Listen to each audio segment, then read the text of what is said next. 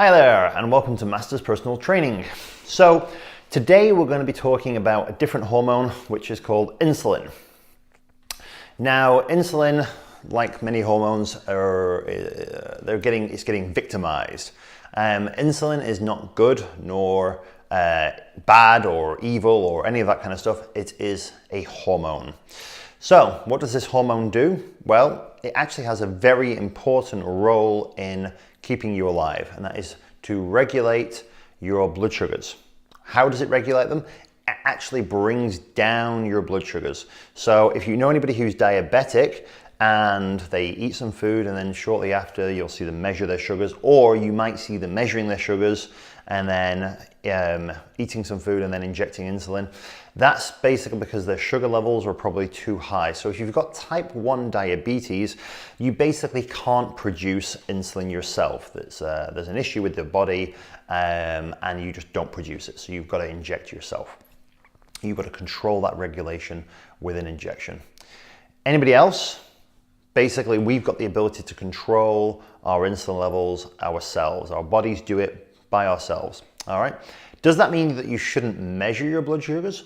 No, quite the opposite. You should definitely measure your blood sugars.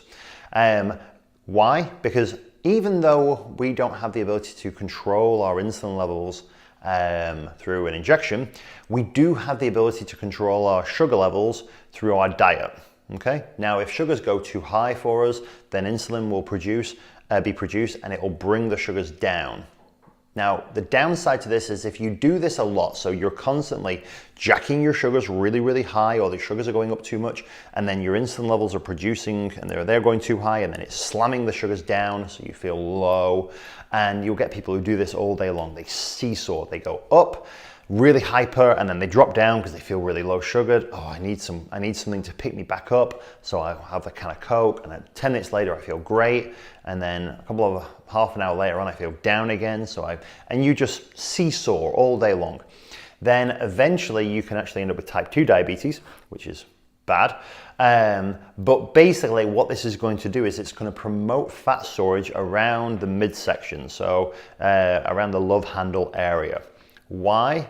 Well, the love handles in the back are actually your insulin receptor sites. So if I'm doing biosignature assessment, I can measure someone's side and I know pretty much if they've been being good on the carbs or not good on the carbs, or if their body can even handle a level of carbohydrate. Excuse me. So when you're trying to get control of insulin within your body, it's about what you put in your mouth. Okay, if you eat a lot of sugars, you're going to produce a lot more insulin. If you eat more fats and proteins, you're going to produce less insulin. Okay, now where does exercise factor into this? Well, the more exercise that you do and the more training and intensity that you put through your system, then the better your body handles sugars and the more insulin sensitive that you become.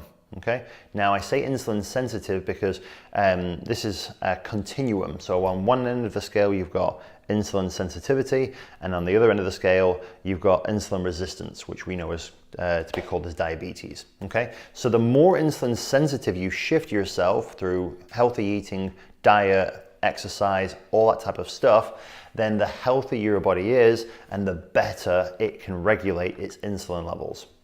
The worse or the further you go this way, the harder it gets for your body to regulate its insulin levels and its glucose levels. And you can actually become what's called you become insulin resistant, where you basically need more and more insulin to do the same job. Okay, so that's when you get down that path, you end up being type 2 diabetic. But you can reverse type 2 diabetes. It is reversible. Type 1, it's genetic. I'm really sorry, you can't do anything about that. Type 2 can be reversed through diet and exercise.